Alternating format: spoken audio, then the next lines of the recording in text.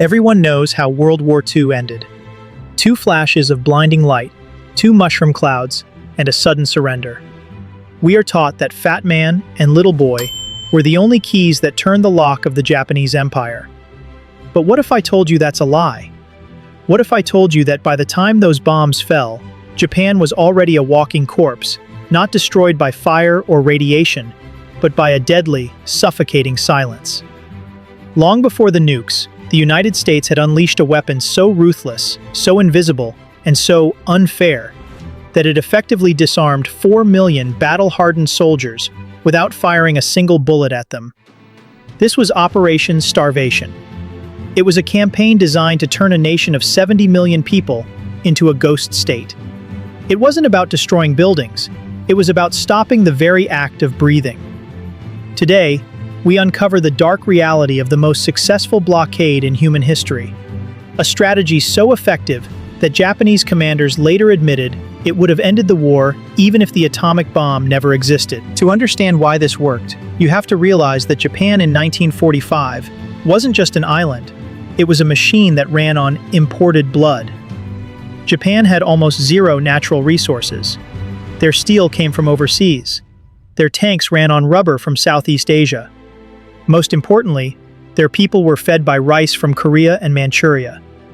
If you stop the ships, the heart stops beating. By early 1945, American submarines had already turned the Pacific into a graveyard. But there was one safe zone left, the Seto Inland Sea. This was Japan's industrial jugular vein. It was protected by shallow waters and heavy guns, where American submarines simply couldn't go. The Japanese high command felt safe here. They thought they could feed their war machine forever through these protected internal waterways. They were wrong, because the Americans were about to cheat the rules of naval warfare. General Curtis LeMay was a man who believed in total destruction. He was already burning Japanese cities to the ground with napalm, but the Navy asked him for something different. They wanted his massive B-29 superfortresses to stop dropping fire and start dropping invisible assassins into the water. These weren't your grandfather's mines.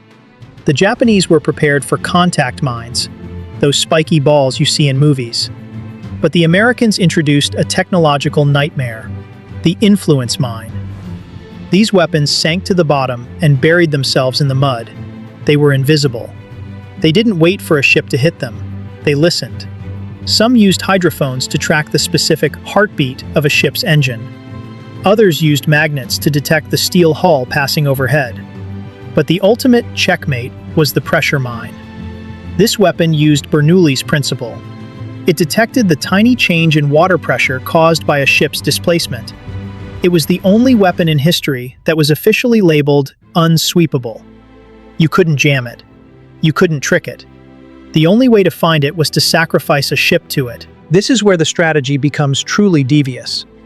Inside these mines, American engineers installed a ship counter. They could program a mine to ignore the first 3 ships, or the first 9. Imagine you are a Japanese sailor. You watch a minesweeper clear a path. You watch 9 cargo ships pass safely through. You think the water is clear. You breathe a sigh of relief. You are the 10th ship. Boom! The randomness was calculated torture. It meant that no waterway in Japan could ever be declared safe again. It turned the entire ocean into a game of Russian roulette. By May 1945, Japanese sailors were mutinying. They were willing to die in a dogfight, but they refused to board suicide ships, where death was an invisible ghost waiting in the mud. The results were apocalyptic. In just 4 months, Operation Starvation sank more tonnage than all American submarines combined. But the real victory wasn't the sinking ships. It was the paralysis. In March 1945, Japan imported 800,000 barrels of oil. By July, 0. The mighty Imperial Navy was frozen. The legendary battleship Yamato was sent on a suicide mission with only enough fuel for a one-way trip, because the nation was literally out of gas. In the skies, it was even worse. Kamikaze pilots, the most feared weapon of the Pacific, were being trained in gliders. Why? Because there wasn't a single drop of aviation fuel left to start an engine. They were being sent to die without ever having learned how to fly a powered plane. On the home front, the silent killer was claiming 7 million victims. The government began teaching citizens how to make flour out of sawdust, acorns, and ground insects. The average person was living on 1,200 calories a day, a slow-motion execution.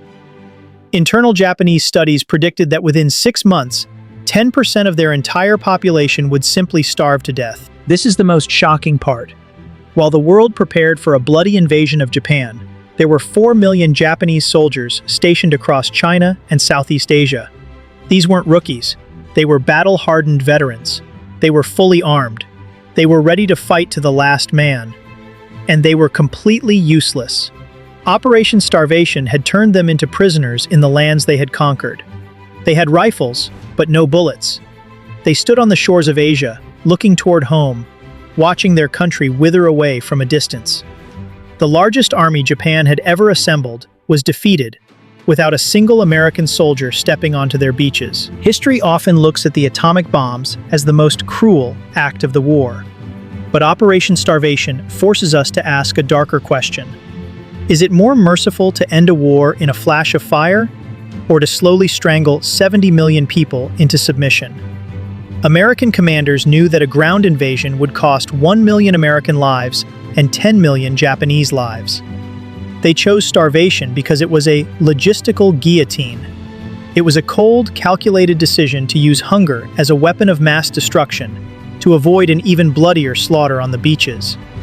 Admiral Toyota, the chief of the Japanese naval staff, later admitted, "The mining campaign was the most effective attack of the war.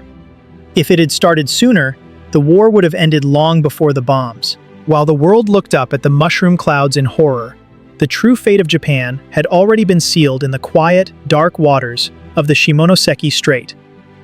It's a reminder that in total war, the loudest weapon isn't always the most dangerous. Sometimes, the most terrifying power is the one that simply stops the world from moving. What do you think?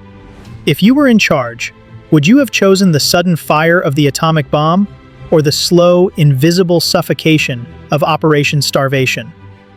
Which one was the necessary evil? Let me know in the comments. I respond to the most thought-provoking ones. If you want to see the hidden files of history that your textbook skipped, hit that subscribe button and join the fire line. Don't just watch history, understand the mechanics of it. Until next time.